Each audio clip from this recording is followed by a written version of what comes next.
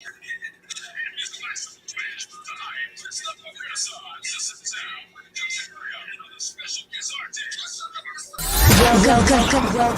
to the Shout Out with Sage show. Shout Out with Sage. Shout me out.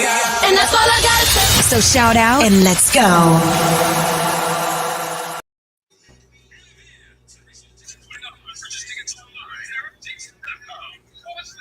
I'm just waiting for the screen. Okay, hi.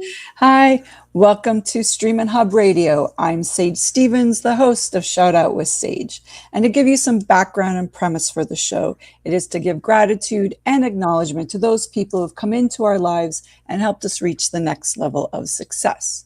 And today, I have a guest who is a multifaceted individual, a former Miss Oregon and Miss USA finalist, who is an entrepreneur, motivational speaker, actress. She was selected over 1.2 million candidates to star as a contestant on The Apprentice, which most of us know. Mm-hmm. And she has currently acquired financing for her first feature film, which begins production this fall. I'd like to welcome today to Shout Out with Sage, the effervescent Jennifer Murphy. Thank you so much, Sage. I'm so excited to be here. Glad to have you. You do so many things. I don't really know where to start. I'm thinking maybe I don't know where to start. Pardon? Sometimes I don't know where to start every day. Like, exactly. But with me, it's all connected. I do a lot of different things, but it all comes from the same center and the same purpose. So that helps. And what is your purpose? My purpose is, I have a little sun chart here, my cheat sheet. Jen is on a mission to ignite joy, spread smiles, and empower. So especially empowering girls and women, but spreading smiles to anyone, anywhere. And I do that in a lot of different ways with Go Girl Worldwide, entertainment, exploration, education, comedy, and my YouTube videos, music, and now a movie coming out, and events and Go Girl seminars. And yeah, sometimes I help other companies with their own marketing, but I'm to the point now where Go Girl's been around since 2008, and I'm really finally hitting my stride, and I'm able to focus more on my own projects and building Go Girl globally. So I'm really super thankful and excited to be at this chapter. And so it's all over the world, like how many countries? So then you have it in different languages and stuff? So I recently launched Go Girl Worldwide magazine. So I always wanted a magazine ever since I started Go Girl. And about 3.5, 4 years ago, we launched the magazine. And for example, a woman like Mina, who's become a good friend of mine, she's an amazing woman who represents what a Go Girl is all about. Someone not only achieving their goals and dreams, but also paying it forward and helping other women do the same. And Mina is the chairman of the board for the Asia Pacific Famous Female Federation. It's a tongue twister, but she has an organization that helps people all over the world through their charity work and their working with women and different governments. And so she has millions of followers. So when someone like this is featured in my magazine, they share it with all of their women. So that's really been helping to make it go viral. And then broaden your sphere of acknowledgement. Yes. Yeah, Elena Cardone, she really gave us a great shout out when we featured her on the cover. So, it's great featuring other women like that. Also with my YouTube videos, some have gone really viral, and I'm always Go Girl in my YouTube videos with a pink cape and driving my kids Barbie. Yes, I watched some of those. They're very, very funny. It's very entertaining. So where did you get the idea to do all this? Well, I met Mother Teresa when I was a little girl, and I'd like to give her a shout out from way back then. I was about 7, and I met her in front of a cathedral in San Francisco, and she was about my height at the time. My grandmother said, "Penny, I want you to meet Mother Teresa." She knew Mother Teresa, and Mother Teresa, she gave me a hug. She looked in my eyes, and she said, "You're beautiful, and you have the love of God inside of you, and you can help spread joy to a lot of people." And that really made an impact on me. And I watched Mother Teresa, and her work with the Sisters of Charity, and I thought, gosh, that's amazing. And I just, someone like her planted this seed in my mind and my heart that really, if you lead with love, anything's possible. I've had other people have big influences on my life. I'm one of 12 kids, second to the oldest. Wow, that's a lot. So anything I've wanted in life, I have to really work at it because it was never handed to me. The entrepreneurial dad who taught me business, and I had my own tool belt when I was a teenager, and I learned business and sales, and had a lot of great business mentors. And I would listen to Tony Robbins and read Donald Trump's books. Right. And, Rich Dad Poor Dad. Robert Kiyosaki. I think that's his last name. Yes. My first at 21, thanks to his inspiration. And I've had a lot of ups in my life. A lot of great things happened that I worked for. But then I've also had the other side of it where, I make some choices that didn't end up being the right ones, or, I would not change anything. I think some of the challenges have helped form who I am, and I wouldn't trade those. But at the time it was hard. I married the wrong guy. I grew brokenhearted. I ended up getting a divorce, and I lost everything at the time, and I had lost my spirit, and I questioned my worth and lost my confidence, and I was reading that you were a little depressed, like during your divorce. So how did you overcome that with, So that's where, I know you said you can give some shout outs to people, maybe one or maybe multiple. And I thought there are so many people that help me, inspire me with business and with life. But one person that was really pivotal for me, and this is what helped me heal from a bad marriage and feeling lost and confused, and kind of without a purpose, without a direction. I took a course by someone named Kevin McCarthy. He's the author of The On Purpose Person, and he has books and workbooks and courses that you can take, and then he teaches his own in-person seminars. And so I took a full day course with him, and he helps the small group. You all go through what your personality traits are, your habits, your interests, your likes, what your goals are, or what they maybe used to be before you got beaten down. Yes. I've been in a couple relationships as well.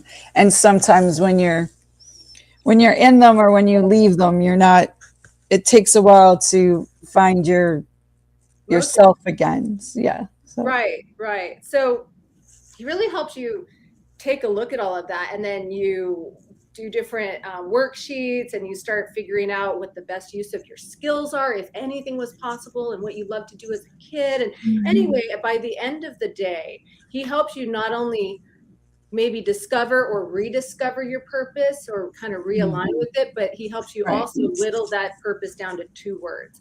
And 2 words? Just 2 words? Because it's something that you will not forget. You will wake up every morning and go to sleep every night knowing what your 2 words are. It's just succinct, it's to the point, and everybody's words are different. And I think it's an adjective and a noun. And mine was igniting joy in others, spreading smiles.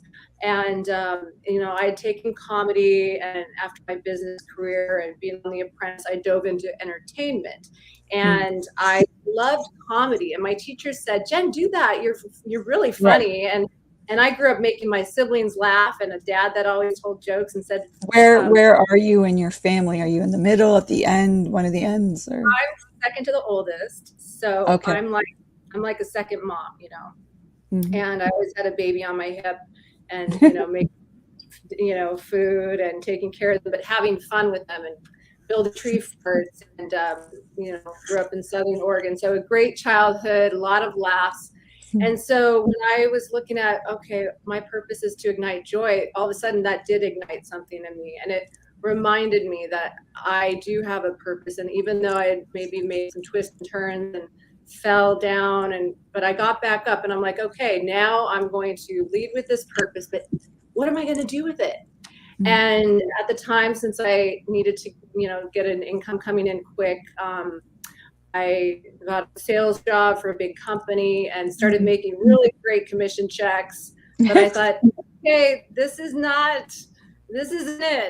It's not fulfilling. So the corporate world wasn't fulfilling for you. You didn't find satisfaction. At that chapter, I had done the corporate world, and then I did the entertainment world, and I knew there was something that I needed to do with all of this. I thought, if I could fall that far, if I could have been, I was top 10 at Miss USA, got on The Apprentice, had all the success, and then I felt so broken, like Miss Oregon's going to end up under a bridge. Fortunately. Why was that? Let's sort of delve into that a little bit. Why were you feeling that way? I had lost my health going through I felt very depressed in my marriage. I felt invisible, alone, in this Hollywood kind of crazy, meeting celebrities and going to red carpets, yet feeling so empty and being confused about that. And that would be like everyone would think that would be the time you should be so happy. So why were you not happy? I think when you give your heart, your soul to someone, and then you feel like, wait a second.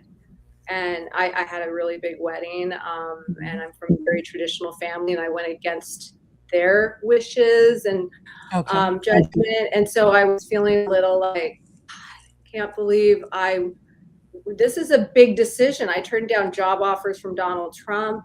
I turned down other opportunities, and I'm an all-in kind of person. And so when you end up feeling like you've been taken advantage of, like you've been duped, that feeling of, wow, like that really, it hurts your heart so deep. And so I was heartbroken, really. And I also knew that if I left, I would be saying goodbye to my 3 beautiful stepdaughters that I just loved. They had become like my daughters, and it was a tough thing. And so losing my health, and then losing my house in the crash right when I was, Oh, wow. So in 2007 was that? Right. Yeah. Right. At the same time I was getting a divorce. So moved out of a mansion, ended up on a payphone. I couldn't even pay my cell bill. I mean, this was really. Well, you're lucky it didn't happen now. There are no payphones. I don't know where you would go to find a payphone these days. So. I don't know. My goodness. So I'd just be hitchhiking back up to Oregon, I guess. But my dad, I called him from a payphone, and I said, Dad, would you take, would you help me out? Maybe, loan me for a plane ticket. He said, Jenny Jo, you're my little girl. You'll always be my little girl. I'm going to come drive down right now and pick you up and bring you back to Oregon, and we're going to give you some love and some support. It still chokes me up. And he did. He drove 12 hours straight, and I got in his pickup truck, and we had a great time. And, just reconnecting with people that really love you and your childhood and memories, and singing and laughing. That's food for the soul. Well, sometimes you need to sort of go back to your foundation and regroup and have that support. Yeah. Right. Nothing against, I love dressing up. I put on Go Girl pink carpet events all the time. I love rubbing shoulders with celebrities when I can, but I'm so glad that I got to learn that is not what life's all about, and that's not enough to feed your soul. And so all of that combined was the inspiration for me to say, if that could happen to me, and here I had all of these incredible mentors and coaches and support and family, it could happen to anyone. And so many girls are born into complete poverty or complete abuse or terrible things. They don't have education. They don't have access to education or books, or they can't even read. So I couldn't imagine that. Yeah. Right. Or even, a woman in another later chapter in her life, something can always happen, throw us off. So I thought, there's all these motivational groups and seminars and speakers. And at the time there were mostly men that were being, on stage doing all of that. And I thought, what about a movement for girls and women? And I can be kind of the ringleader leading the way and bring other amazing women that are smarter in a lot of ways than I am, but I can help showcase their knowledge, their education, empower women to money. I learned also, I mean, money does not buy happiness, but you definitely need it. And if you are broke, that is no fun. So we've got to have that balance. So that's what Go Girl's all about. Cool. And how did you end up on The Apprentice, to sort of jump to another subject? Because I mean, I see how everything sort of flows together, like different opportunities you've had. So sure. And I see I'm so flushed right now. Let me find it's this heat wave going through. Yeah, I know. It's like I usually have more lights myself, but today I haven't. I've left it over there. Can I be right back? Yeah, sure. Go ahead. I don't want you to like be thirsty.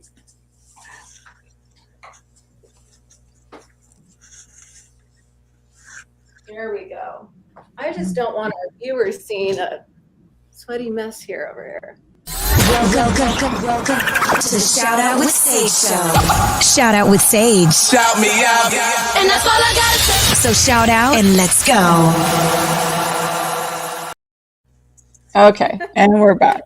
All right. Because it's really hot in LA. For those of you that don't know, it's like, I don't know, what's the temperature, 100 and something, and we're under lights and we're getting a little heated. So definitely.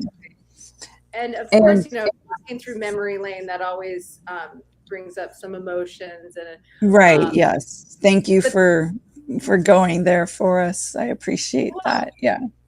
Well, now that I shared some heavy stuff, but also inspirational, some fun memory of getting on The Apprentice.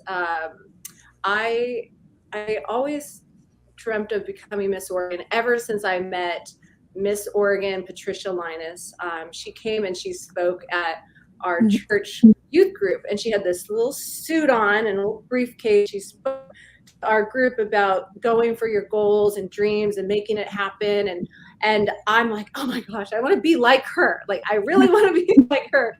And I ended up hiring her to train me to speak better, to be able to sing and dance and do like a Broadway number, and to know some of what it takes to be a successful beauty queen, pageant winner. And she really taught me a lot about visualizing the goal and visualizing that crown already on your head, or whatever it is that you want. Visualize that you already have it, and have that, you know. And so she taught me a lot, and it took me a few tries, but I finally did become Miss Oregon. And when I went to Miss USA, at the time, The Apprentice was my favorite TV show to watch. It was newly launched, and I was a business go-getter. And so, and I knew Donald Trump also owned Miss USA, Miss Universe. And when we were getting ready to go on stage, live, NBC, it was, which place? One of the big Hollywood live film studios with a huge live audience. And they said, okay, right before the show starts, Trump will be coming through, and all of the ladies can meet him for a few minutes. And then, well, I had made my own dress, and I was a little late. Wow. I made a dress. Oh my gosh, you know, but it was beautiful, even though it only cost me about $100. And I was adding a few last minute beads to it, and my hair wasn't working out. And so I was running late, and the women had already said hi to Trump, and then last call for the stage. And I'm like, oh no, I'm late. So I grab my heels and I run barefoot, and I run right into Donald Trump. And I said, sorry, Mr. Trump. Oh my God. He said, who are you? And I said, I'm Miss Oregon, but I'm late for a pageant. I got to run. And so off I ran, and he's standing there with his security guards laughing. But he, after the pageant ended, we were all on stage, and he came up, and he came right up to me, and he said, you were my favorite, but I can't get involved with the judging. Of and course. I said, well, yeah. And I said, well, I would love to be on The Apprentice. I'm a businesswoman. And he said, you'd be great. Here's my card. Call me. I'll make sure it happens.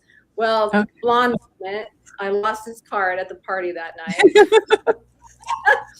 And I ended up having to try out, you know, with over 1 million people get on the show. Oh, wow. So that's a lot.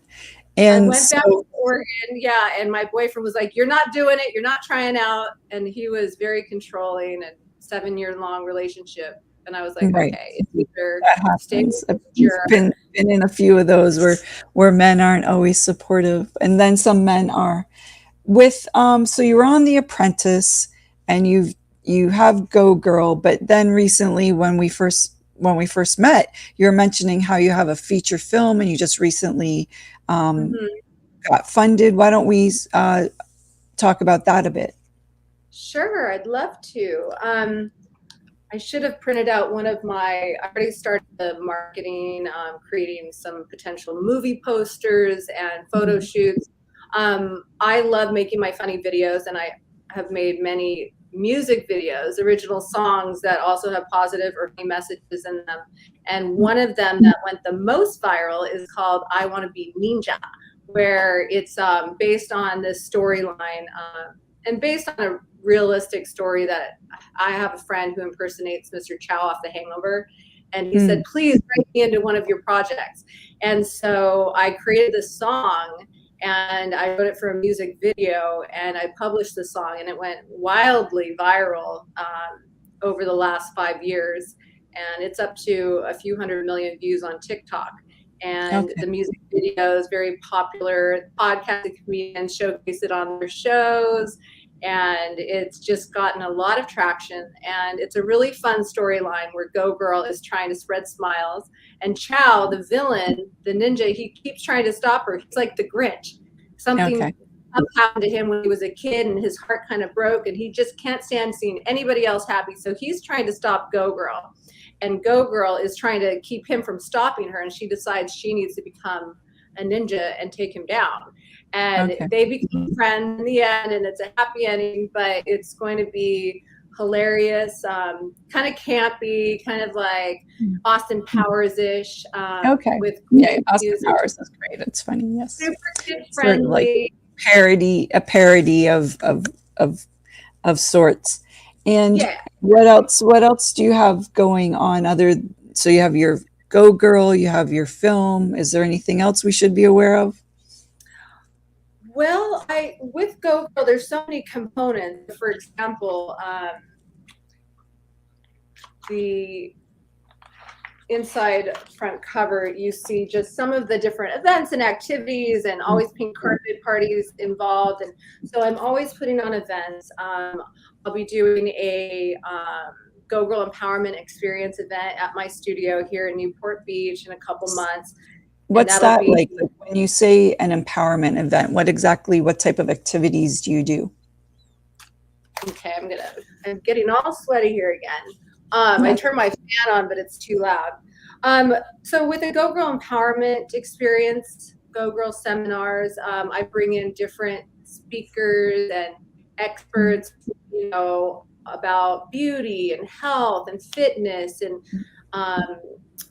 building their business, branding, finding your purpose, finding your voice, stage fright, all of these women and some great men as well. I love our great Go guys. So I always have a couple guys in the mix that also would bring something that's educational and empowering. And then I sprinkle in different performers and talent and fun and surprises. And so it makes for a really great event. Sometimes they're one-day events. Sometimes they're a 2-day event. I interview guests on my Jennifer Murphy Go Girl show, and I will embed those videos into the article I make for them in the magazine. And I do other special events, sometimes for little girls. But the movie is going to be, I have a few Go Girl events happen over the course of the next 3 months, but the bulk of my focus will be the movie, getting it out, marketing it, but tapping into the 300 million views on TikTok I already have. I think I'm really excited about this, and I think it could turn into just an ongoing, like a trilogy or right, a big franchise or something. Yes, exactly. So we're gonna be wrapping up in a few minutes. So I want to know who who else has helped you on your journey to success? Is there anyone else that you would like to give a shout out to? Yeah, well, actually, my journey to success, right after starting Go Girl, I attended the Maria Shriver's women's conference in Long Beach, back when Maria Shriver was doing these big conferences. And I think there were 40,000 women attending, all of these speakers, and I thought, I want to go and get ideas, and maybe I can learn from that and apply some of that to Go Girl. But they were sold out. And so I created a press, like a little card, as if I was a publisher or producer. I had done some hosting, but fake it till you make it. I did. I showed up and I got in with the press badge with my camera guy, and I went in there and I started interviewing people. Even Condoleezza Rice was there, and I got some other great people on camera. And then this guy was walking through, and I had my Go Girl pink microphone, and he said, "Who are you? What's Go Girl?" And I said, "I'm Go Girl." And Go Girl, I'm telling him all about it. And I had only put on one little event so far. And he said, "Well, I'm Stuart Johnson, and I'm the CEO, founder of Success Magazine, Success Books, Success Events, and also Video Plus, which is a company to create marketing materials for a lot of the network marketing companies all through the world." Man is success. He is just an amazing man and works with a ton of speakers and amazing self-help by people, entrepreneurs, and his Success Magazine itself. I'm like, this is amazing. And so he said, I'm going to send you some magazines and books you can use at your upcoming events, put them in the swag bag, anything that I can do to help as far as mentorship. And he really was an inspiration for me. I went and visited like the big manufacturing plant and got to know how his magazine company worked and some of the ways you can monetize a magazine. So I would say Stuart Johnson, he became a friend as well. And Great. So thank you. Have you ever seen this? How can people find out more about Go Girl or find you online or the internet?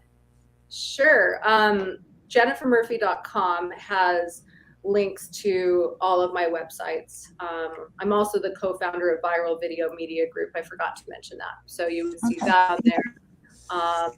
My Go Girl magazine website is on there, gogirlmgz.com, which you can subscribe for free, and you'll get each issue in your email box digitally. So it's a digital magazine then, yeah. It's digital mostly. We do some print. Print is extremely expensive, and most people are on their devices these days. But I love print. I'm old school. So we have some print available, hopefully more. I'd love to have it in Barnes and Noble and different actual, bookstores and boutiques. So I'm actually working on a local version for Corona Del Mar, California, to test out a localized version that we would have the copies available. Well, actually, speaking of that, I can see that we have a couple comments here, and one person, Robert Miller's, commented that, "What a great guest. Jennifer is an icon in Newport Beach in Orange County and well known for her efforts to empower women." What's so his name that was again? a comment. Robert Miller. Robert Miller. Hi, Robert. I probably know you. I'm bad with names. Sorry. So I'm just reading some of the comments we have. So yeah, so that was one of them. So cool. Yeah, when I first moved to Newport Beach about 10 years ago, they're like, "Who is this crazy chick that drives a kid's Barbie Jeep?" And go girl, go girl, go girl. But yeah, they've gotten to know me by now. They know I'm not changing. This one guy that, we were starting to date, he said, "No, when are you going to put that Jeep away?" I said, "Never. That's the point. That's what makes it funny." It looks like fun. I watched some of your videos. They look very entertaining. Thanks. And with that, I would like to thank you for being here today on Shout Out with Sage on Streaminn HUBB Radio. And thank you so much. I'm so glad we sat beside each other at that event and we started chatting with one another.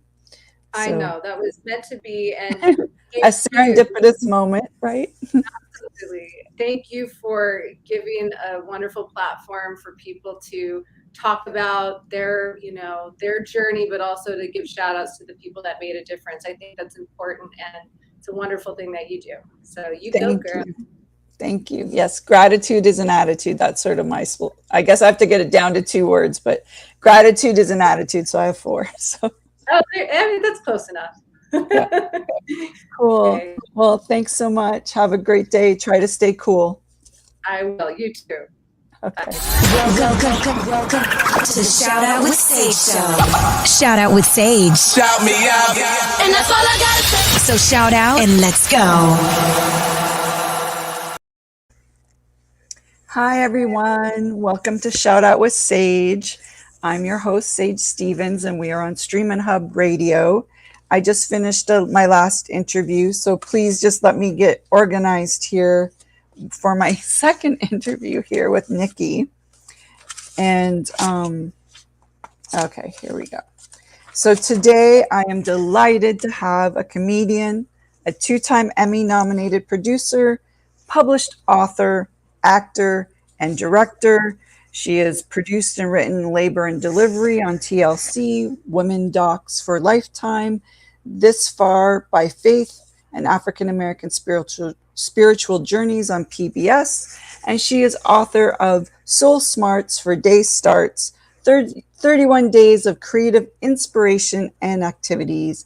And today I would like to welcome Nikki Bailey. Hi, Sage.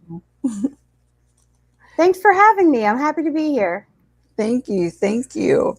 So are we trying to stay cool? Everyone's trying to stay cool here in LA. Are you in LA? I'm in Pasadena, where it is 103 degrees right now. And so I'm doing my best to stay cool. I have on the air conditioner and a fan.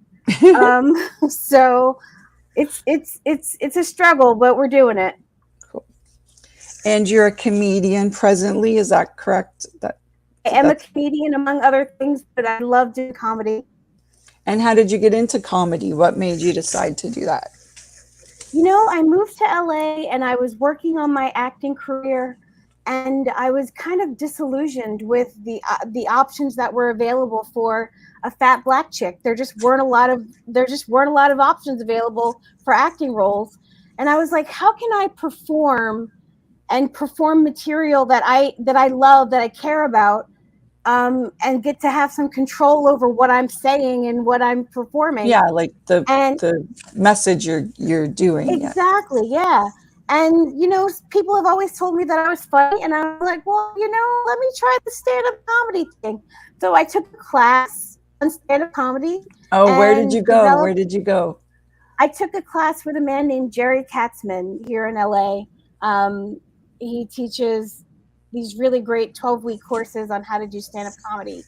And it's funny because a lot of comics frown on taking classes, but taking a class was like a really great experience for me. I developed my first 5-minute set and have been doing it. I would think that would be so daunting and scary. I don't know. I took an acting class and we did some comedy, and that was like the scariest part for me.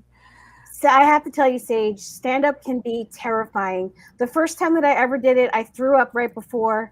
And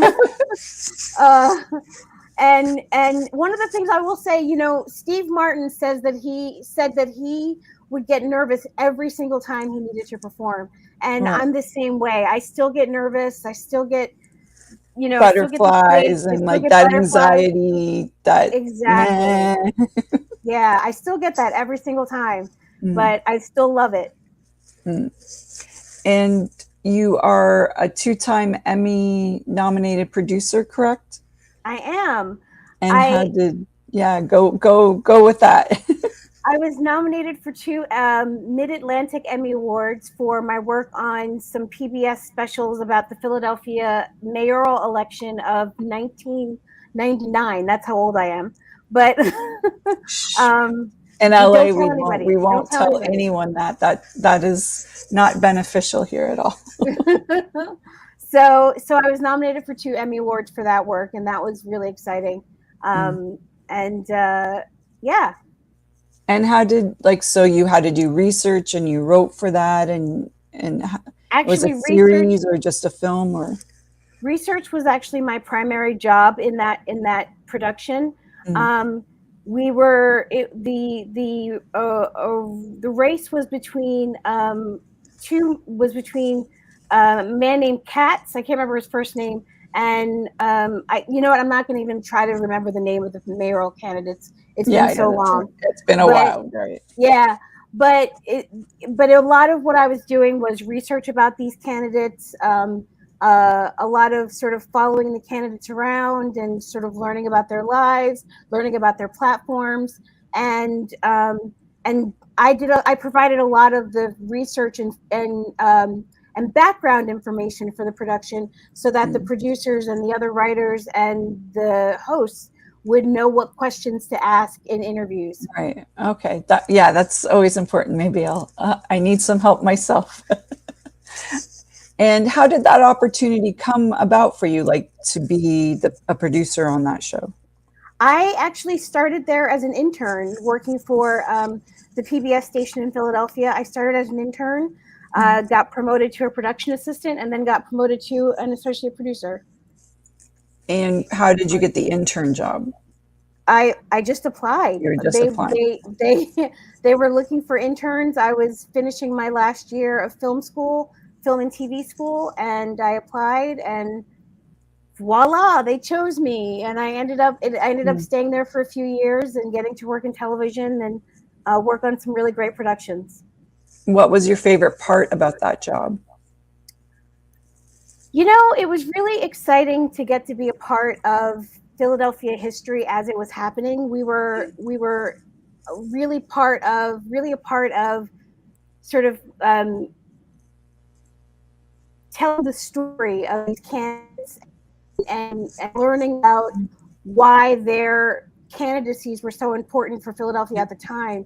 And it was just a real joy to know that I was contributing to the news, you know, like that I was getting to be part of telling these stories of these men who, one of whom, you know, became mayor and had an illustrious and occasionally scandalous career. And I got to be a part of telling those stories. There has to be a scandal somewhere, right? Yeah. It's boring if there's no scandal. Exactly, right? And for someone wanting to get into entertainment or like into producing, what would you give them as a big piece of advice? If you're in college, I would say get an internship. Make sure you do an internship. It's nice to have that on your resume, so you graduate with some experience already on your resume. And sometimes those jobs actually lead to real jobs, to full-time jobs. I would say get as much experience as you can. Volunteer.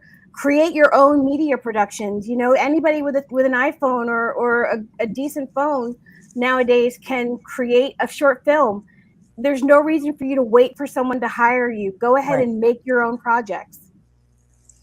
And with we're going to go back to your comedy. With your comedy, what do you talk about in your shows? Like what is it, observational, or you're making fun of people, or what are you doing? I don't make fun of people. I have a Master of Divinity degree, so I went to seminary and studied to become clergy. Okay. And ultimately decided that being clergy was not the right thing for me. I'm way too lefty, and I'm way too out there and way too outspoken to be a clergy person. But I forgot the question. Oh, I went to seminary. And I was raised in a religious household. So I do a lot of comedy about religion and about church. But I also do comedy like about just sort of observational things and experiences that I've had. You know, I talk about my partner. I talk about dating. I talk about dating in LA. Dating in LA is a drama right there. It's worthy of a comedy routine or 20. It's its own special kind of torture. Yes. So yeah, dating in LA is quite the drama, I have to say myself. So it's always interesting. So you've sort of bounced around a bit. What's your favorite thing? Like, or is there one? Are you just like you go with opportunities as they arise? I don't even have a favorite thing. Like, I do so many things. I write, I direct, I act, I do comedy. And I do all of them all the time. So I have a podcast. So I feel like I'm a multi hyphenate. So I do a number of different things, and I don't concentrate on just one because I'm so multifaceted. I'm the kind of person who has to have 2 or 3 projects going on at one time to be happy. And like, I like to keep myself busy in my creative work. And you said you're a director. I think when we met, you were talking about a film you just did. Yeah, I just wrote, directed, and starred in my first short film. It's actually not my first short film. I made another film in college, but that was a long time ago. This is my first short film, of the 21st century. And and we don't talk about age on here. Okay, so I'm not talking about age. But it's called The Crossroad, and it's about a woman who goes to the crossroad to save the life of her child, and she meets a man there who has the power to save her baby's life, but he does so in exchange for the mother's soul.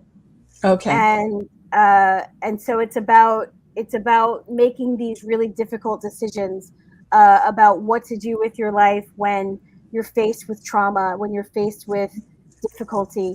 It's about, choosing love and choosing life, in spite of all of the things that come at you.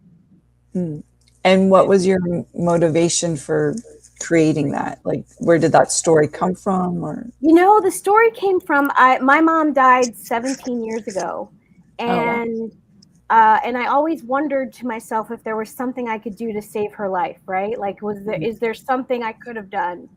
And if someone had given me the option, if there had been someone I could say, I'll give you my soul in exchange for my mom's life, I would have done it. I don't think she would have let me do it, but I would have wanted to give up give up me for her if I could have. Well, I don't know if that's true, but I know I would have wanted to save my mom's life if I could have. And so that was sort of the motivation behind it. And it was also a really interesting way to sort of revisit losing my mother. And was it cathartic then? Like, sort of? It really was. It was really cathartic. It helped me sort of come to peace with some things that I had been holding on to. It helped me forgive myself and forgive some of the guilt that I felt about not being able to save my mom. May I ask what she passed away from? Yeah, she had a surgery, and from that surgery developed an infection, and she never recovered from the infection. Okay. So you just, like, how did you feel guilty about that? I felt guilty because at the time that she was going through this, I lived in another city and I couldn't come home and stay with her. My brother stayed. My brother lived in the house with my parents, so he was able to be there and help take care of them. But I felt guilty because I didn't come home to take care of my mom, and so this film really helped me manage some of that guilt and helped me sort of put that away and let go of that, and it was really cathartic. How many minutes is the film? You said it was a short film. It's a short film. It's a little under 14 minutes. Okay. And how long did it take you to do that?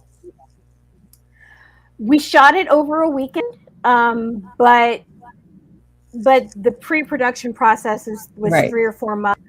It was a really condensed production schedule. So I think I did the whole thing in about 6 months, between pre-production, production, and post-production.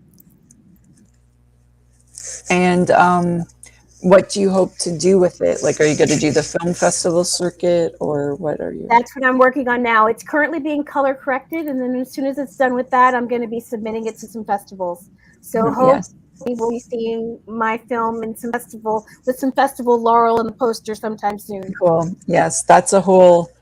You make your film, and then the festival circuit's another thing on top of that. I used to work for Film Independent, and for IFP. Well, it's now known as the Gotham in New York. So that was a big part of my job, was helping people with the film festival circuit. And we also had our own film festivals. And what do you hope to, so do you want to make this short film into a feature film? What are you hoping from your short film? The short film's going to stay alone, but my hope is that it shows that I can write and direct and act, and that it's it's a great sample of my work. Right. So I'm hoping that it leads to more opportunities to make more films, the opportunity to write, direct, and star in other projects. And I'm just hoping that it helps sort of it becomes kind of a calling card for me, so I can say, hey, I'm also a filmmaker. Voila, look at this thing I just made. Right. With your writing, how is that for you? Because I write as well, and that can be a love-hate relationship. How's your relationship with writing? I always say that I am most myself when I write, that is the most authentically me that I am, is that I ever am, is when I'm writing. And being in your authentic self 24/7 can be a little exhausting. Like sometimes you don't want to do that. Sometimes you don't want to have to be as vulnerable as it's needed to be to write. And so sometimes I avoid it, but it gives me life. Like, it is one of those things that I've kept a journal since I was 6 years old. And oh, wow. And so writing really does feed my soul. It gives me life. It helps me manage my emotions. It helps me process my feelings and my thoughts. And so I feel like writing is sort of my home base. It's the thing that I come back to over and over and over again.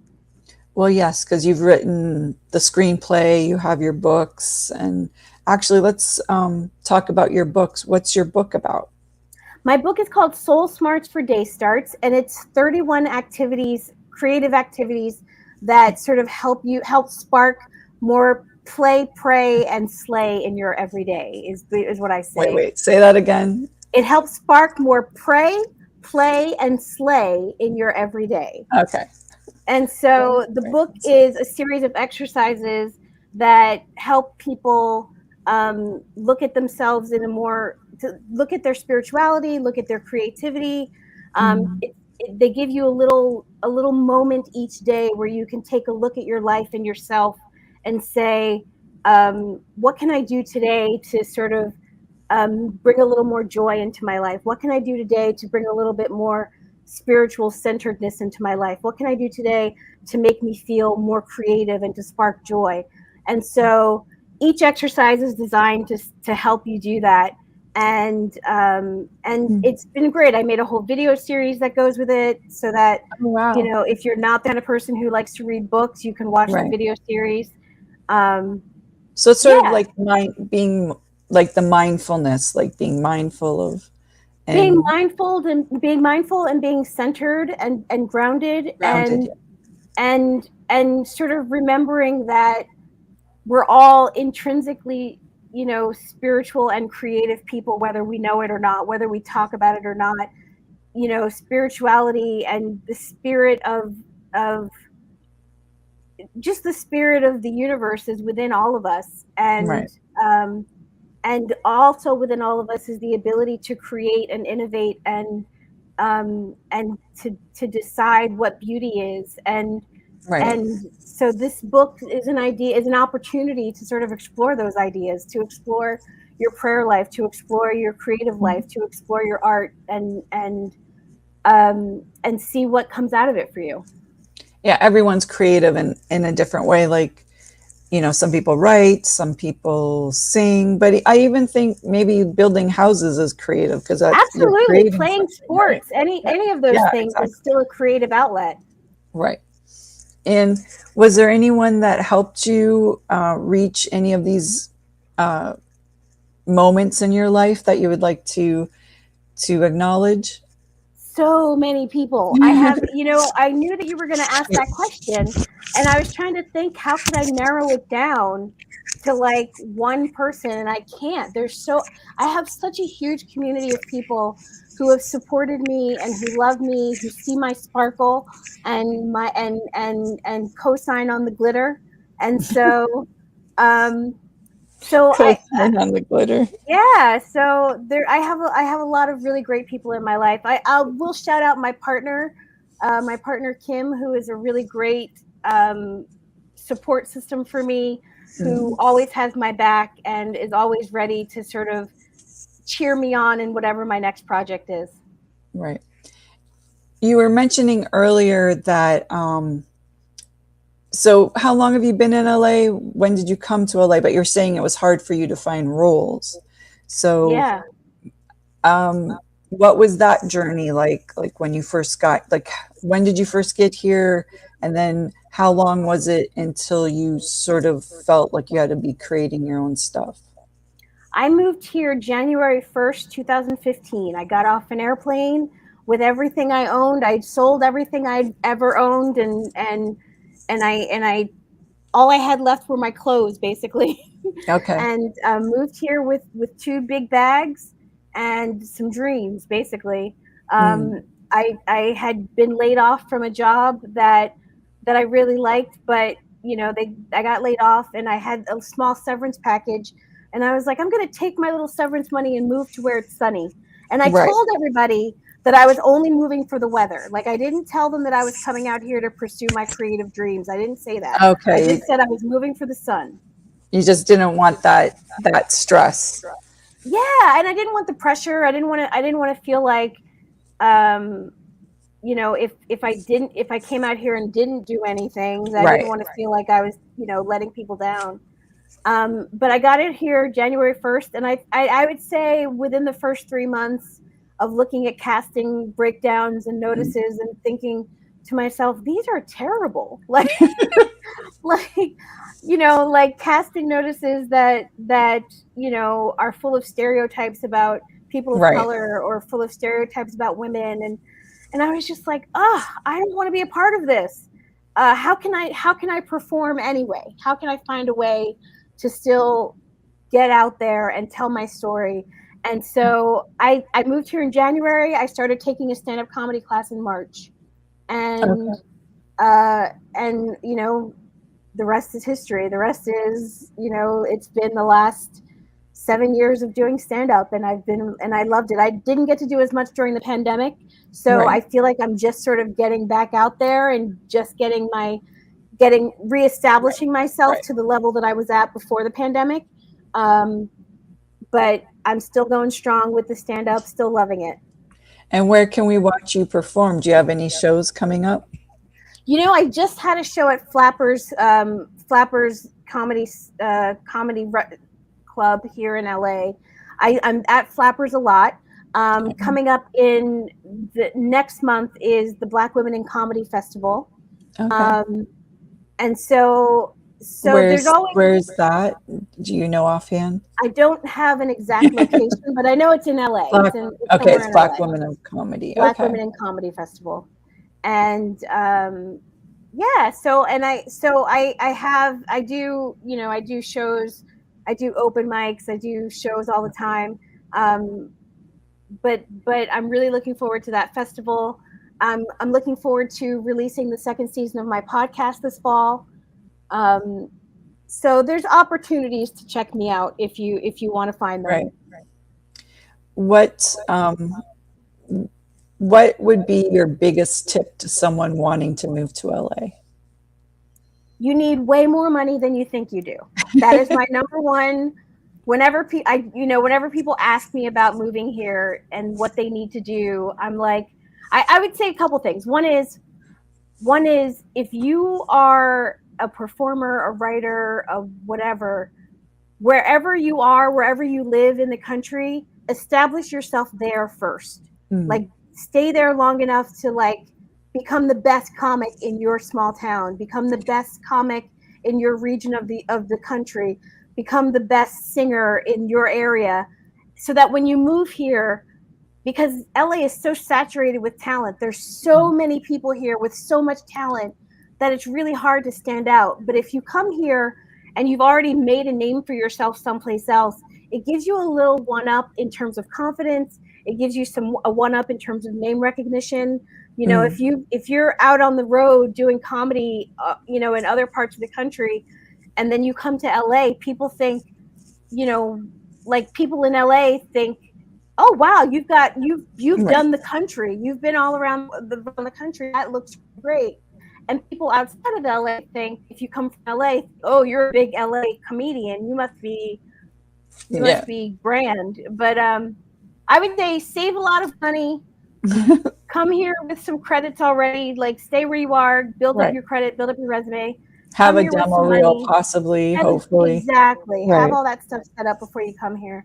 And then however much money you think you need, double it. Where can we find you? Where's your Instagram? Or, you know, give us all the details. Sure. You can find me at NikkiBaileyComedy.com, or you can find me on all the social medias at NikkiBailey_. Okay. And is there any last words you'd like to mention before we call it a day? Just, you know, let your light shine, you know, stand up and let your light shine. I have, you know, that like it factor, that little inner light that we all have. I call it my sparkle. And so, you know, I just want to encourage people to sparkle on, keep sparkling. Very good. Well, sparkle on, Nikki Bailey. Thanks so much for being here on Shout Out with Sage. I really appreciate that you gave me your time today. So thanks for having me, Sage. Thanks. It was great talking to you. You too. Okay. Welcome to the Shout Out with Sage show. Shout Out with Sage. Shout me out. And that's all I gotta say. So shout out and let's go. Hi, everyone. Welcome to Streaminn HUBB Radio. I am Sage Stevens, the host of Shout Out with Sage. And today, my guest is an R&B, pop, and hip-hop singer-songwriter who describes himself as a West Coast artist with a down south vibe. He has contributed his songwriting skills to the platinum hit No More Parties by Coi Leray, and had his own hits Had to Get It, 0 to 60, Pressure, and he is known for his distinctive flow and witty wordplay. He has been featured on the Netflix TV series Rhythm and Flow, and I would like to introduce to you today Viz, aka The Visionary. Yes. Hi Viz, how are you? Good, how are you doing? Thank you. I'm good. So glad you could be here today. Yes, ma'am. Glad to be here. Cool. And are you in LA? Are you in LA now? Yeah, I'm in LA. I live in Hollywood. I grew up in Orange County, and then I moved out here like about a year and a half, 2 years ago. And I've been living out here since. So it was one of the best moves I could have ever made from a business standpoint, for sure. And why is that? I think it really comes down to like connections based. I mean, when you're in one city and you're doing something so long trying to cultivate it, it's very hard for your peers and people around you to see what you're going into because you're so stuck in seeing what you used to be. Right. So I found myself having to switch locations and go to another area to be able to have like a start fresh moment, but really have the opportunity to be taken very seriously because nobody knows who you are. And there is no former, oh, you were doing this, especially me coming from a sports background. Everybody wanted to see me in my city as being the athlete and strictly the athlete. Okay. So cities, I got a fresh start. So you played sports. You were like, what type of sports did you play? I grew up playing football, basketball, track, and baseball all the way up to high school. And then I played 3 sports all the way through high school. And then I played college football. And then that's when I started music, was after my sophomore year of college playing football. Okay. And are there any similarities between music and athletics, like sports? I would say actually, surprisingly, yes, there are a lot, in the sense that at least the way I work, I realized that once I put the same work ethic into studying film like you do in football, studying your opponent, learning the ins and outs of the game, you know, like you do in football before you go into your competition or before you play an opponent. I put that same mindset in the music, and it made me elevate way faster than a lot of my peers around me, because I was like, I can put all of this energy that I'm putting into sports and the music and not have to worry about getting injured. You know what I'm saying? Like, So was that the reason why you made the career move? nah, ultimately the career move came down to not only on top of injuries, but, you know, a lot of the stories you hear of politics, and the son's cousin's friend is this guy, so he gets the opportunity more than the next man because of who he knows, not necessarily what he knows. And I saw a lot of that, and don't get me wrong, it's a lot of that in music as well, but Right. I learned how to navigate it and be very, like, I think it ultimately comes down to foresight and self-belief. And once I applied those things, it really started, you know, things started moving my direction. Most definitely. And I read that, well, that you're from Orange County, but you're originally from, where were you? Like, there's somewhere else you were originally. New Orleans, Louisiana. Yeah, so that's it. Yeah, so my family's from the South. Shout out to my mother, my brother, and my sister, all born and raised in New Orleans, Louisiana. My dad born in Chicago, raised in Little Rock, Arkansas. So I got a lot of family in the South. So, you know, they brought me out here to have a better life than they had. You know, coming from the streets and that background, it's just a lot of things that they had to overcome that they didn't necessarily want me to have to go through those hardships. So they brought me out to Cali to have, you know, a way better life than they were able to be granted. And I'm so thankful for it. You know, I tell my peers around me all the time, the only two people I really look up to are my mother and my father. You know what I'm saying? For the sacrifices that they made to help put me in the position that I'm in now. So I'm very thankful. And does your background, like whether your family or your upbringing, does that influence your music? Like, yeah, I think it really comes down to, like awareness and like the opportunity that I have.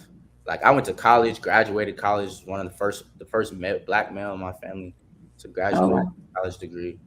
And, you know, I realized the what's the word I'm looking for? The centerfold, the place that I held in setting a legacy for my family. I think the hardest thing, I think Tupac said this in the interview, the hardest thing for a man to do is to start a legacy for your family. And that's a lot to ask of any 20-year-old or anybody in their 20s. I'm 24. So to be so young and to be able to cultivate that for my family and show, hey, you don't have to do the traditional way. Well, to change the path and the narrative of what's been done to create a different way of doing things. So right, exactly. And I feel like I was able to do that. And that's the blessing of like all of this, was like the sacrifices that I made. It's just like you, for example, having even this show. All of this was cultivated off of decisions you made like 5 years ago. Even longer. Even longer than that. Yeah, even longer than that. To just not give up on yourself. And I feel like a lot of people give up year 4 when year 5 is going to be the one that changed their life. Right. Well, you hear those stories all the time, like how, the person was ready to like give up acting or to move out of LA, and, they got that call for that audition. You hear those all the time. Right. With so we were talking, and you just signed. Can we talk about that? You just signed. Yeah. Okay. I didn't know. Yeah. You just signed. What did you sign? You signed something. I just signed my first deal with APG and Mike Karen. So shout out to them. I just signed I think it's been like 6 days ago. I just signed my first deal. Congratulations. Writing and artistry, so it's for both, but I'm coming in mainly as a writer for the label. It's super dope and exciting. The label, the CEO, he signed Ed Sheeran before Ed Sheeran was Ed Sheeran. He signed Bruno Mars, NBA Youngboy, and Don Toliver, and the list goes on. Right. A lot of people. That stamp of validation from him was, meant a lot to me, just for the time and hard work that I put in just to get to this point right now. So it was a super exciting moment. And the way I did it, the signing day, was I never got in sports, there's this thing called National Signing Day, where you sign your letter. It's usually televised, is it not? Yeah, I watched it. Televised.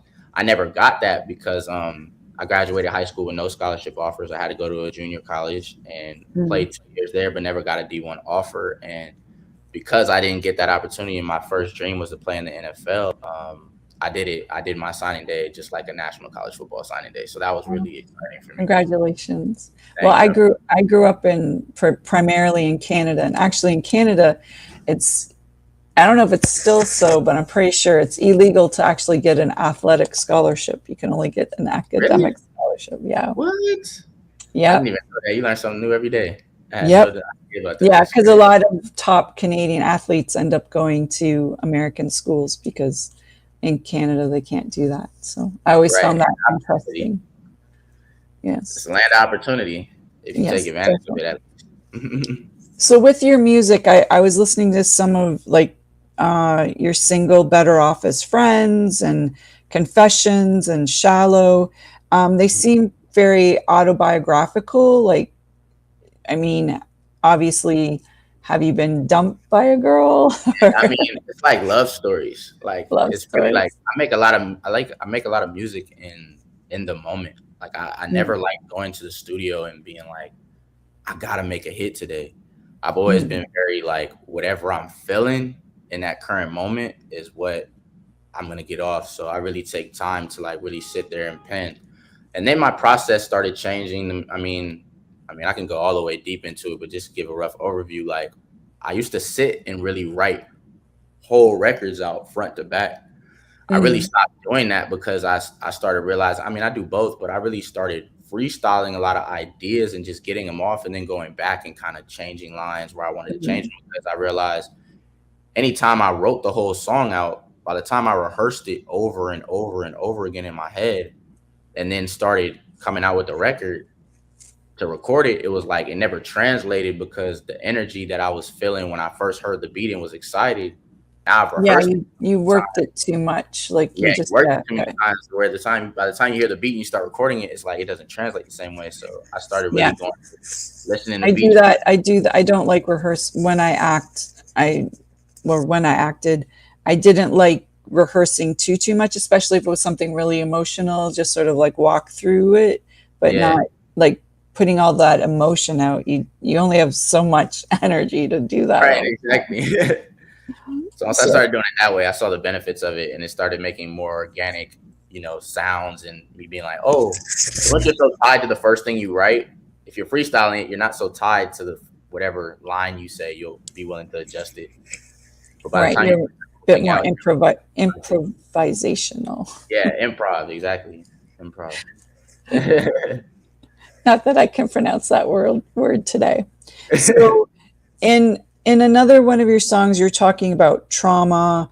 Have you experienced trauma in your own life? Yeah, I've had, unfortunately, like a lot of people within our community, you know what I'm saying, as a whole, it's a lot of, from, police brutality and family members, passing due to, street life and things of that nature. It's a lot. And I've been to too many funerals, more than I should be able to count. Yes. So, I definitely think there's a lot of, psychological and mental trauma that comes with that. But I think the freedom of expression in the art form of music is so, what's the word I'm looking for? Like intrinsic, like upon living it, going through it, and then having an outlet to go back to within the music and be like, okay, I can get it off in this way instead of, resorting to, some of the bad things that people tend to resort to when they're in that type of mental. You find it an emotional release that you can release, maybe because you're writing about it, you're releasing some of your anger or sorrow or whatever emotions you're feeling about the situation. So at least you're expressing it. You're not keeping it all bottled up. So and that's where I really like. And then I like to read a lot of books. Like I'm very big on like, manifestation and law of attraction and things that you speak into the universe, you attract back to you. So, I read like, the 4 Agreements by Don Ruiz and, The Secret by Rhonda Burns and Deepak Chopra, 7 Spiritual Laws of Success. So things like that, those things really stick with me, and those things are really, like a guideline or a path that have led me to, thinking in the right way. So I don't really delve too deep into the negative, and I really focus on the positives I can get even out of the negative situation. Right. Do you have a ritual then when it comes to your writing or your song, making a song?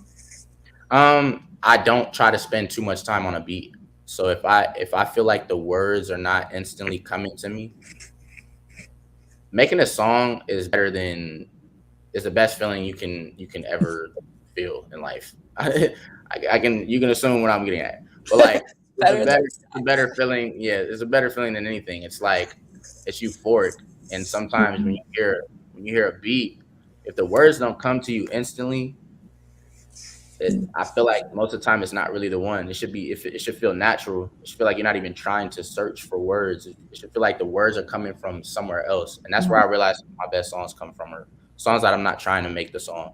The song makes me. They say that about relationships. They say that if you're having to work too hard at the relationship, then maybe it's not the right relationship. Right. For you. Exactly. I mean, obviously you have to work and put time into it, but like it shouldn't be a constant day in, day out struggle. Like you should have some easy moments. 100%.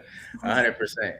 And trust, I mean, you can hear from the music. I'm still, learning and going through trials and tribulations on that front. But I think it just comes down to like a never ending want to be successful and be great, and me sacrificing a lot of time from putting into, relationships or things that, certain or vast majority of people put into feeling happy or feeling fulfilled. I sacrificed a lot of that due to just chasing this one thing. Because once I felt that failure that I had in football, where I didn't make it to the NFL like I wanted to, it was a never ending like poke at myself to be like, I have to achieve this in music because I refuse to feel that feeling again. And that was the driving force. So I think it's a never ending, I think my team, my manager and all of them, they always tell me like, dude, once you achieve that next thing, what's going to be the next thing to get you? But I'm like, I think it's just constantly. Well, like, you should, there's that guy on, I don't know if it's TikTok or Instagram, but there's an African-American man, and I don't know who he is, but he's won some award, and he's like, what does he say? He says, the top of one mountain is the bottom of the next one. Oh, yeah. Earl Thomas? Yeah, maybe, I don't know, but I just thought that was like his whole speech is very inspirational and sweet, and yeah, it's like something to definitely think about. That yeah, it's like even for myself, I reach certain goals and then I'm like, oh God, now what? Like now what? Right, exactly. You find this like halt, and you're like, what's the next thing now? Right. I had somebody tell me this, and I definitely agree with this statement. Most people say the definition of happiness is like doing what you love and being, living off of doing what you love. I found that the definition of happiness really is always having something to look forward to. I really think that's what the definition of happiness is. Because even that statement in itself of making a living off doing what you love, that's still looking forward to doing something. Right. So I think having something to look forward to is really what the definition of happiness is. And the moment that stops is when, things go haywire. Well, yes. What are you working on now? Do you have a new album coming out, new singles, or what should we be looking for? Yeah, so I'm working on my singles right now. I have a single that I'm looking forward to dropping. We haven't figured out the exact release date yet, but I have the video shot for it already. So I'm super excited with that. The label likes that video as well. So I'm looking forward to dropping that as well with my team. And then I'm working on a lot of different artist projects right now currently. For disclosure purposes, I won't necessarily say yeah, I understand you. But I'm working with a lot of big artists, and we're working on some albums that hopefully to shake the world up. And then I'm working on a lot of big stuff coming in the next year. So I'm really excited about that. Just to name a few things, just not to get too into the individuals, but like I've been working on the soundtrack for Fast and Furious 10. Oh, wow. Like for a They're while. Still going. Yeah, the movie's supposed to release soon, so I'm very close friends with Vin Diesel. Vin Diesel and I have formed a really, really good relationship. So he's definitely like an older brother figure to me. I went over to his house like 3 days ago. He invited me over. Okay, awesome. Congratulations for my signing day, and I gave him one of my hats that I wore on my signing day. So he's definitely a really big influence to me. So shout out to him and my guy David as well, his partner. Just very good people that really believe in me, and that's what I'm really about. Is just all of this has been formed off self-belief, and it's crazy because it's like you go from people you used to not even necessarily look up to, because I don't really look up to nobody, but like I said, my parents, but like just people you like once were like, oh, I may not ever see them anywhere outside of just a television screen or a phone, or Right. where you're like rubbing shoulders with them and they're like, yo, they really know who you are and they respect what you do and they appreciate what you do and what you bring to the table. So that's like, it's just crazy. Just if God had told me that this was gonna be my life years ago, I was like, I don't really, Someone's playing with me. Yeah, it's a joke. Right. But we make plans and God laughs. That's what they say. Exactly. Is there anyone else you would like to give some shout outs to that have helped you reach the point where you're at right now? Oh yeah, absolutely. It's a million and one to count. But first and foremost, my mother and father, I'm gonna keep reiterating that.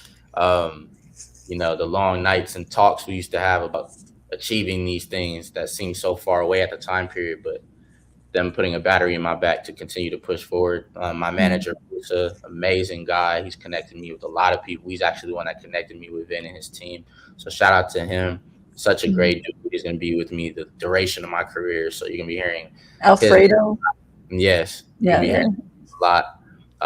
Shout out to my lawyer, Chris Cabot. He negotiated my deal, and he's been a guy that really, any time of night, he works with some of the biggest athletes in the game and entertainers. Patrick Mahomes is one of his main clients, the quarterback for the Kansas City Chiefs, and he's a guy I can call at any time. And he may be with Patrick at one moment, but he calling me like, "Yo, Viz, what do you need done?" So I really appreciate him. Who else? My brother, my sister, my lady. There's so a lot, right? You have a big team of people that help you. How important is having support, like having a network of people around you, like a team? Like you mentioned a lawyer. I know a lot of new people that are singers or actors or creatives. They don't realize how important having that team is. Do you want to comment on that? Yeah, I'm glad you said that. I think the ego in all of us wants to flex and pump our chest that we did this all by ourselves. But when you get behind the scenes, it's not even possible. It's not possible. And when you get behind the scenes in the industry, and then you realize, that talent he's very talented, or he or she, excuse me, is very talented. But there's the marketing team that's just as responsible. There's the people that's running the socials. There's the camera person that took that right photo at that right angle. There's so many things media outlets, even yourself, media outlets that are allowing us to have the platform and putting us on your platform to share, to get ourselves out to an audience we may not have been hit otherwise. It's very collaborative. You know what I'm saying? And I think the more I learned of that side, it came down to like, the more we start looking at things as a melting pot, and how we can all add to it, is where everyone's going to receive the fruits of the labor. It's like watering a plant. You know what I'm saying? So, in the moment everyone starts trying to water their own plant, there's only going to be one that ultimately ends up growing out of all of these. If we just focused on watering one at a time, we'll have a whole forest. You know what I'm saying? Right. So I kind of started looking at things like that and planting seeds.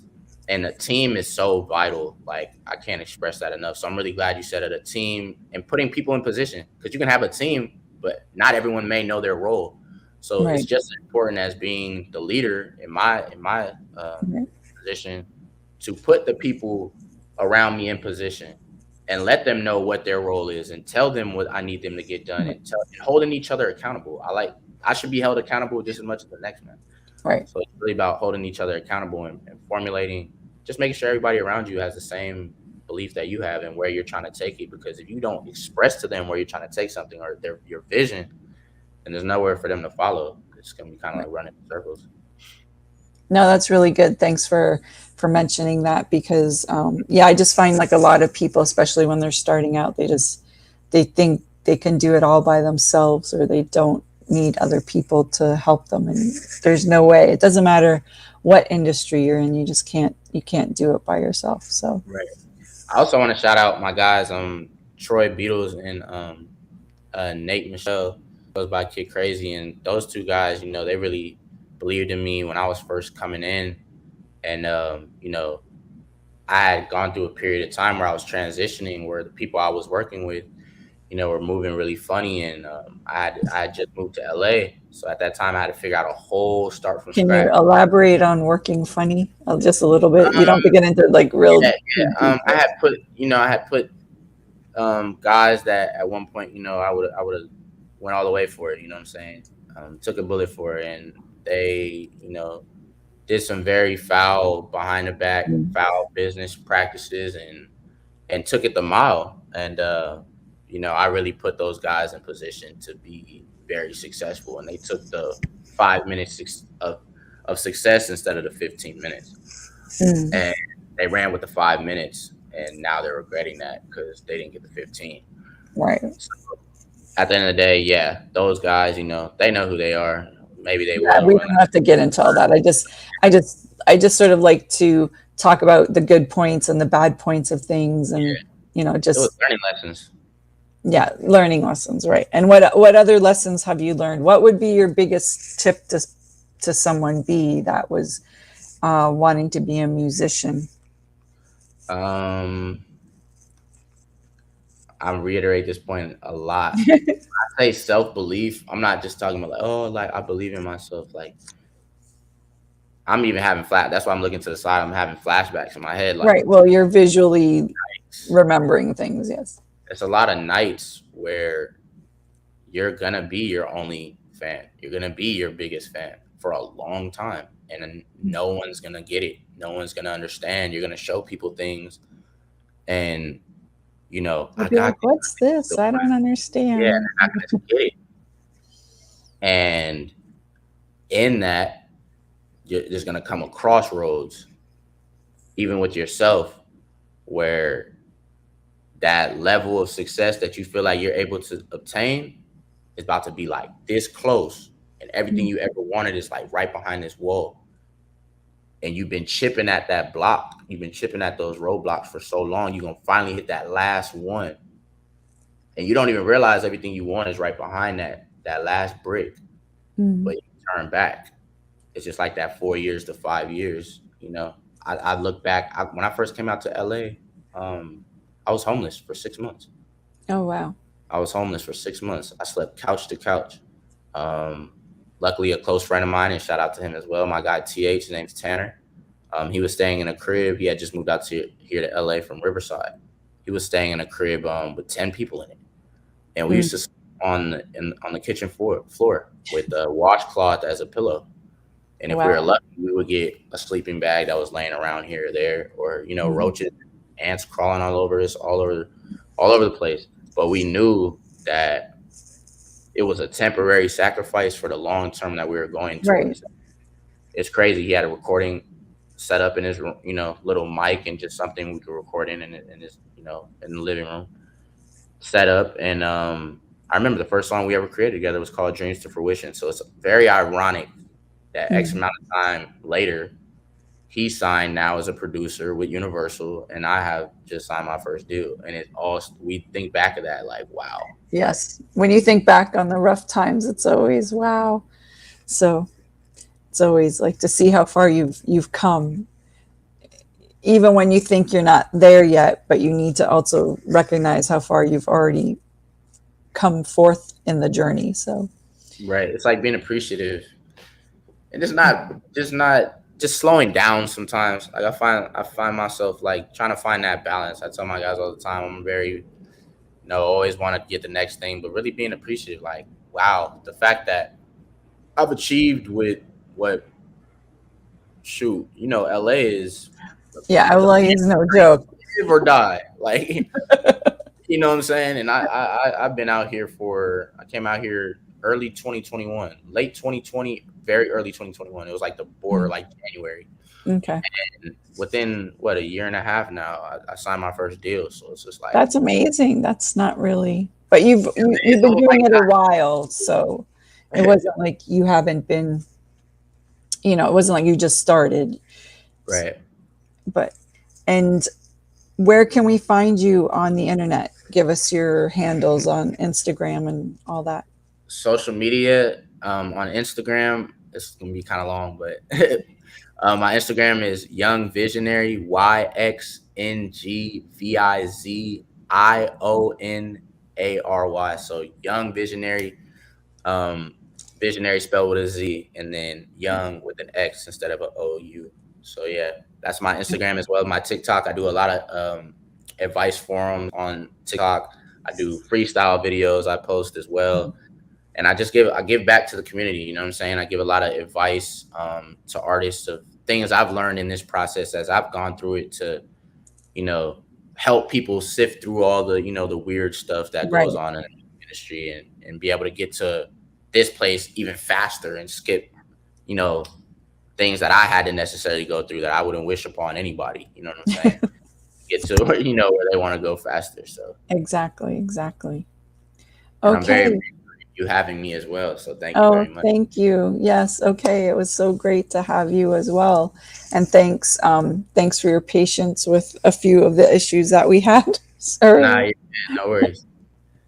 So, well, thanks. And thanks, Viz, for being on Shout Out with Sage.